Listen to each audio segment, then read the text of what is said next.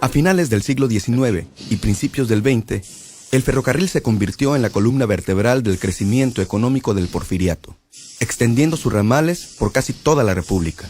El tren representaba el ingreso a una nueva era de progreso y modernidad. Las vías férreas lograban el milagro de convertir a las poblaciones que anteriormente estaban incomunicadas en parte de una gran red nacional de intercambio mercantil, social y cultural. Coquimatlán era una de esas villas marginales que vivía una vida, a veces no muy plácida, en un aislamiento casi completo. La llegada del ferrocarril de vía angosta en 1889 cambió de golpe esta situación. El pueblo, de poco más de 1,000 habitantes, era ya partícipe del intenso tráfico comercial entre la capital del estado y el puerto de Manzanillo. Sin duda, don Atenógenes Alcaraz era uno de los personajes más influyentes de Coquimatlán. Además de ser un próspero agricultor y comerciante, era el director de la banda de música del lugar, ejecutante de varios instrumentos musicales y una de las opiniones más respetadas del pueblo. Estaba casado con doña Trinidad Rodríguez Ulloa, con quien procreó una familia numerosa.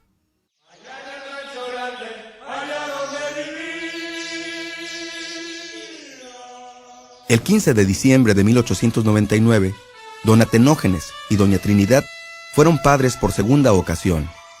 El recién nacido era el segundo varón de la familia y fue llamado Jesús.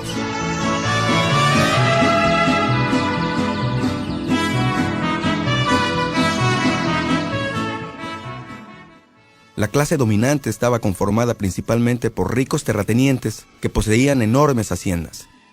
Aunque la familia Alcaraz no formaba parte de esta oligarquía, gozaba de una posición desahogada gracias a las habilidades de don Atenógenes como agricultor y comerciante.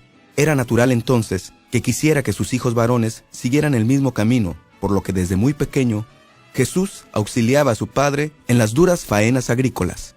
Sin embargo, también se dio tiempo para enseñar solfeo a todos sus hijos, por lo que los Alcaraz fueron una familia de músicos.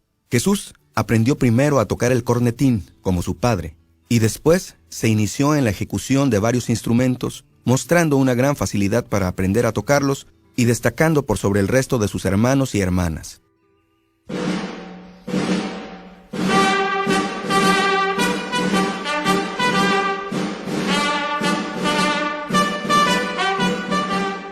A finales de 1910, México caería de lleno en la feroz vorágine del movimiento revolucionario.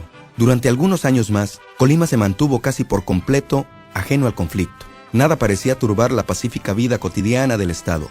Del mismo modo, en la familia Alcaraz, nada presagiaba ningún cambio en su apacible estilo de vida. Para enriquecer la educación musical de sus hijas, don Atenógenes adquirió un piano y contrató a su compadre Cosme Bustos para que le diera clases a Lupita, su hija mayor. 2 veces por semana, el maestro Cosme se trasladaba desde Colima al pueblo de Coquimatlán para darle clases a la niña. Sin embargo, la instrucción musical no era una actividad atractiva para Guadalupe. Ella prefería jugar en el amplio corral de su casa. Por el contrario, el piano ejercía una extraordinaria fascinación en Jesús, quien comenzó a tomar las clases que su hermana desdeñaba, a pesar de la oposición de su padre y con el beneplácito del maestro Cosme. Al mismo tiempo que aprendía a tocar piano, Jesús comenzó a componer. Sus melodías, que brotaban espontáneas, llamaron de inmediato la atención de su padre, A pesar de ello, seguía resistiéndose a proporcionar a su hijo una educación musical más formal. El ambiente de estabilidad y confianza que se respiraba en el Estado alentó a don Atenógenes a invertir en diversos proyectos, entre ellos una planta de luz para Coquimatlán, dedicándole mucho tiempo y esfuerzo. Esto le brindó a Jesús una mayor libertad para proseguir sus estudios musicales, siempre con la guía del maestro Cosme. Corría el año de 1914. El escritor José Trinidad Lepe Preciado, quien redactó una biografía del autor, cuenta una curiosa anécdota. En esa temporada, un circo visitó la población y Jesús se quedó maravillado con las proezas circenses y cautivo su corazón por una hermosa trapecista. El circo se fue, pero Jesús quedó influenciado por él y adolorido su corazón por aquel amor tan fugaz. Dentro del amplio corral de la casa paterna, de las ramas de los frondosos árboles que allí existían, colgó algunas cuerdas y Jesús empezó sus prácticas. Días después, sobre un burro, anduvo por las calles anunciando su primer función. Aún hizo algunos intentos sobre aquella actividad, pero una caída, en la cual por poco se parte la cabeza, lo hicieron desistir y volvió a la música. La relativa estabilidad que existía en Colima comenzó a resquebrajarse cuando las fuerzas constitucionalistas de Álvaro Obregón entraron a Colima en julio de 1914 para rescatar el puerto de Manzanillo de manos de los federales huertistas. Por primera vez se percibía un ambiente de inestabilidad, acrecentado por la huida a Guadalajara de algunos terratenientes temerosos de sufrir represalias por haber sido colaboradores del régimen de Victoriano Huerta. Entre 1915 y 16, el gobernador Juan José Ríos comenzó a tomar medidas reformistas que afectaron principalmente a los medianos y pequeños productores, entre ellos a don Atenógenes, quien vio impotente cómo sus propiedades pasaban a otras manos por la vía de la expropiación. Cuando tenía 18 años, Jesús se dejó llevar por un ambiente de displicencia y bohemia, todo esto ligado con su actividad musical y artística. Se dice que en una ocasión, su padre, al verlo en un estado avanzado de embriaguez, se enfureció de tal manera que le propinó una tremenda golpiza. Esto llenó de resentimiento a Jesús y lo llevó, unos meses después, a abandonar la casa paterna sin decir una palabra a nadie. Don Atenógenes se enteró poco después de que su hijo se había dado de alta en la banda de música del 25 Batallón. La que corría por Sonora, por eso los garroteros, el que no suspira. Desde Guaymas, Jesús envió una carta pidiendo perdón a su madre. Sin embargo, continuó durante un año en el ejército, tiempo en el que comenzó a dar rienda suelta a su impulso creador. De esta época son sus marchas Adiós a Guaymas y Adiós a Sonora. En 1918 regresó a Coquimatlán, en donde fue bien recibido por su familia. Sin embargo, tal vez su estancia en el ejército o el recuerdo de los conflictos con su padre hicieron que su carácter se volviera taciturno y reservado, abriendo aún más la brecha entre él y don Atenógenes. El 27 de septiembre de 1919 se casó con Rosario Aguilar, una muchacha vecina de Coquimatlán. Seguramente, la nueva etapa que se abría ante él le dio un nuevo impulso vital. Reorganizó la orquesta que había fundado su padre, retomó su carrera como pianista y organista, y compuso una gran cantidad de piezas, de las cuales únicamente nos quedan los nombres: Amor Fraternal, Lágrimas y Sueños de Amor, Ojos Negros, La Ardorosa, La Güerita y Ven a Colima. También escribió música bailable en los ritmos de moda de la época, como el foxtrot y el charleston. La revolución había terminado. En apenas 10 años, se había trastocado por completo el orden económico, político y social del país en un proceso que había enriquecido a unos cuantos y arruinado por completo a otros. Don Atenógenes era de estos últimos. Agobiado por las deudas, perdió las últimas propiedades que poseía y se vio obligado a emigrar a Manzanillo, tratando de iniciar una nueva vida. Jesús permaneció en Coquimatlán, en donde vio nacer a sus primeros hijos.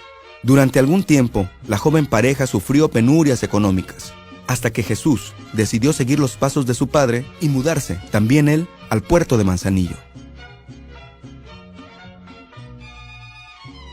Él vivía en lo que antes, no sé ahora cómo se llama, pero se llamaba el Crucero, un poco, casi a una cuadra de la calle México, la que es ahora la calle México, que siempre ha sido ese nombre. Ellos vivían en una casa que yo pienso que había unos 10 escalones para llegar a la casa. Después de algunas dificultades iniciales, Jesús se asentó en el puerto, formó una pequeña orquesta, comenzó a dar clases particulares y por las noches obtuvo un empleo como pianista en un salón propiedad de la señora Esperanza Chacón. Fue también una época de gran intensidad creadora para el compositor, marcada al mismo tiempo por interminables noches de fiesta y bohemia. De esa época se recuerdan las marchas General Joaquín Amaro, Salvador Saucedo y Viva Pisano, así como los danzones Estrella del Norte y Pero mira tú, Miguel. Le diré lo que tocaba. Yo sabía que siempre se iban a tocar las casas aquellas de las mujeres cariñosas, ¿verdad? Es que les encantaba la música y seguramente les gustaba la pachanga porque se iban a tocar al mismo lado con doña Esperanza Chacón, que como lo dice ahí en el librito ese, pues era donde había muchachas para bailar y música también, en la cual ellos cooperaban mucho para su música. Mi papá tocaba lírico y don Jesús pues era un consagrado pianista. Entonces pues sí les gustaba la buena música y la buena vida. Jesús conoció a quien sería su más entrañable amigo, Federico Cárdenas, quien era fotógrafo de profesión y aficionado a la música. El compositor lo invitó a formar parte de su orquesta como baterista y comenzó a dar clases de piano a sus hijas. Tiempo después, le compuso un alegre foxtrot que rápidamente cobró popularidad no solo en el puerto, sino en todo el estado, Federico Vacilando. Ahí es donde le compuso a mi esposo Federico Vacilando, porque ya me imagino cómo andaría con todas aquellas mujeres, ya me imagino. Seguro era muy vacilador mi esposo, ¿verdad? Y le compuso esa. Es que no me acordaba hace tantos años de la gran amistad que había. Le compuso don Jesús a mi papá un foxtrot. En esas andanzas que andaban ellos, pues les pateó la musa y se puso a componerle esa, pero pues solamente alguien que conozca de notas la puede tocar, porque es un ritmo foxtrot, creo que es un ritmo que casi no se conoce ya. Entonces tocarla ahorita como que se siente raro, tiene que ser uno bueno para que la toque. Pues mi papá la tocaba porque pues era su canción, y yo me la aprendí de oídas nada más, pero no es muy mal tocada. Oye, letra de don Jesús, más yo tengo copia, pero mi hermano a lo mejor tiene el original. No dijo que no tenía nada. No sé, el pobre, yo creo que no sabe dónde tiene nada. pero de seguro que estaba en la casa.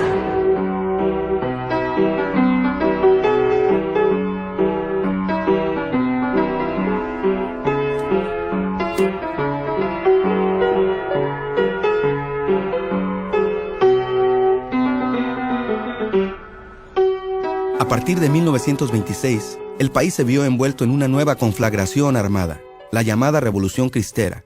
Contrario a lo que había ocurrido con el movimiento revolucionario, Colima no pudo mantenerse al margen de este conflicto, y desde sus inicios fue escenario de enfrentamientos entre las fuerzas federales y los cristeros. A fines de la década de los 20, la Confederación Regional Obrera Mexicana decidió impulsar la creación de una pequeña orquesta integrada en su mayoría por estibadores y jornaleros afiliados a la CROM. El director de la banda era, por supuesto, Jesús Alcaraz, quien recibía un modesto salario. Jesús parece que formó la banda en Manzanillo de la CROM. Yo recuerdo que todos los días 23 de mayo, que es mi cumpleaños, me tocaban las mañanitas, porque pasaban por todo Manzanillo tocando. Y esa banda la formó él, quizá con otra persona también de sus era el aniversario de la CROM. Ellos se festejaban pasándole a tocar a todo el mundo, y como era mi cumpleaños, pues yo me sentía agasajada, ¿verdad? Pero no, pues eran ellos. Por sus músicos, porque él formó una banda para la CROM, ¿sí? Y unos chamacos los miraba porque el señor director de la banda de música de Manzanillo, Colima, eran una chulada. Y yo todos los chiquillo, así como estaba, todos los domingos y los jueves que había música, de tales a tales horas en el kiosco, yo iba a escuchar la música, porque ya me gustaba la música, me encantaba la música y me encanta la música todavía.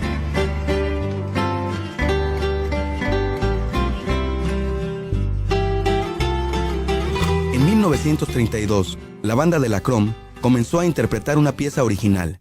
Se trataba de un vals de suave melodía que muy pronto se hizo popular en todo el puerto. Posteriormente, sus inconfundibles notas se escucharían en el mundo entero, interpretadas por el Mariachi Vargas de Tecalitlán y posteriormente por los hermanos Michel, quienes adaptaron una letra a la melodía, escrita por Paco Michel, uno de los miembros del trío. Otro compositor de nombre José Corona también le adaptó una letra que fue bastante popular a nivel local. Además, hay versiones posteriores con el Mariachi Nuevo Tecalitlán y hay también referencias de que el vals fue interpretado en varias ocasiones en escenarios europeos, así como también se dice que fue adjudicado a algunos otros compositores del viejo continente. Compuso el vals Sentimiento, muy escuchado, en la capital del estado había noticia de lo bonito del vals. La idea de montar el vals Sentimiento fue una idea del maestro Alejandro Rangel Hidalgo, quien debía inaugurar la plaza de Nogueras y fue muy impresionante, muy impresionante, por lo que pudiéramos llamar a nuestras medidas el estreno. Nada sería más elocuente ni más hermoso que recordar esos momentos en vivo. Cuando yo llego aquí me doy cuenta que todo el mundo adora el vals Sentimiento.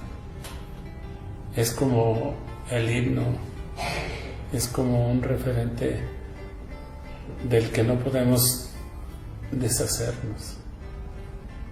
Y lo bailamos por primera vez en la Plaza de Nogueras. Nosotros lo mantenemos en nuestro repertorio. Bueno, yo tengo un especial cariño para Coquimatlán. Y tengo ese especial cariño porque la mayoría de mis bailarines han venido de ese pueblo. Quiéralo o no, que son excelentes bailarines. Jesús Alcaraz conservó toda su vida un carácter retraído y discreto. Cuando presentaba sus nuevas composiciones, rara vez decía que eran obras originales. Eso posiblemente influyó en el hecho de que una gran parte de su obra se haya perdido, conservándose solamente fragmentos de sus propios originales. Al parecer, nunca se preocupó por obtener beneficios monetarios de sus composiciones, y a lo largo de su vida vivió estrecheces económicas, especialmente cuando los desastres naturales que con frecuencia azotaban la costa colimense provocaban que escaseara el trabajo. Fue un señor humilde, sabio en lo que él tenía de su música. Nunca quiso vender sus composiciones, nunca. Las escribía y ya, las tocaban allí y ya. Pero quizá a veces la humildad la confundimos con complejos, que a lo mejor él tenía alguna cosa por dentro que no quería exteriorizarse, porque nunca quiso hablar mucho de él. Jesús complementaba su humilde sueldo de director de la banda con diversos trabajos, como clases particulares y presentaciones con su propia orquesta, a la que se habían integrado sus hijos mayores y su propio padre en diversos establecimientos del puerto, algunos de ellos de dudosa reputación. Le dio clases a una de mis hijas, la más grande, porque mi esposo tenía otra hija más chica que a la que le daba clases.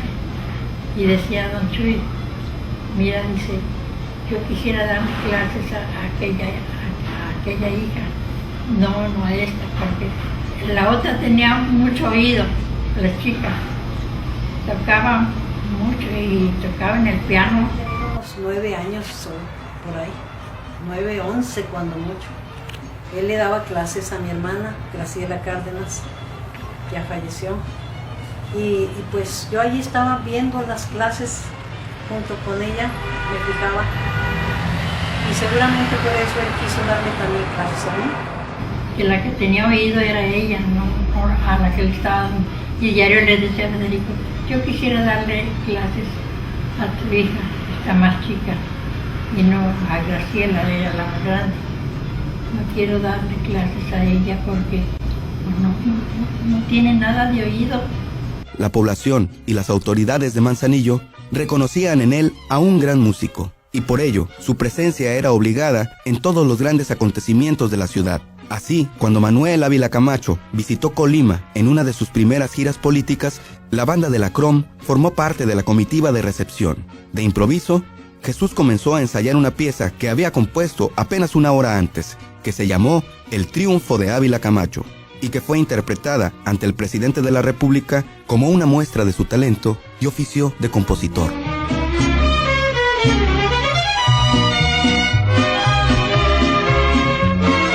El 22 de junio de 1945, el maestro Alcaraz sufrió un desmayo durante un ensayo con la banda de la CROM, muriendo 2 días después en su domicilio, víctima de una embolia cerebral.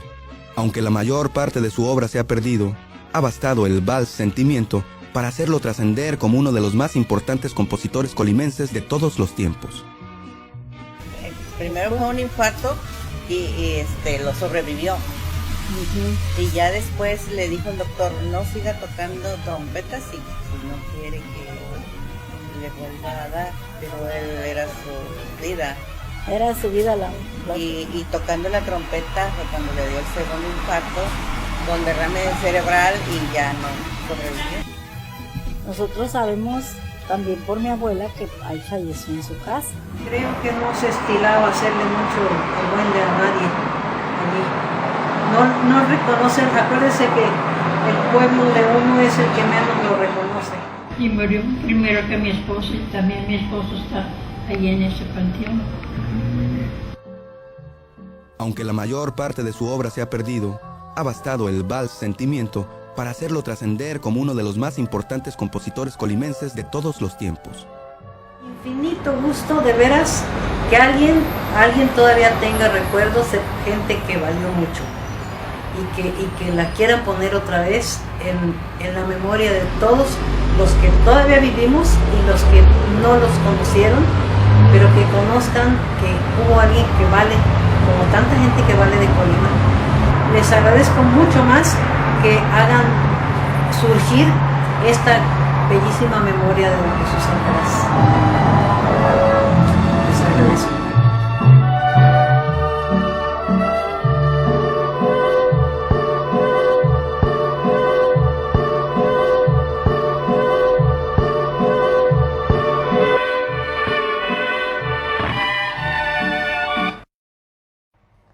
Es por eso que hoy se instituye el Festival Jesús Alcaraz como un homenaje que le rinde su pueblo natal al hombre que supo llenar de belleza y sensibilidad a quienes tuvieron la suerte de gozar del ancho caudal de su música y también a quienes seguimos disfrutando de su legado en las notas inmortales del vals Sentimiento.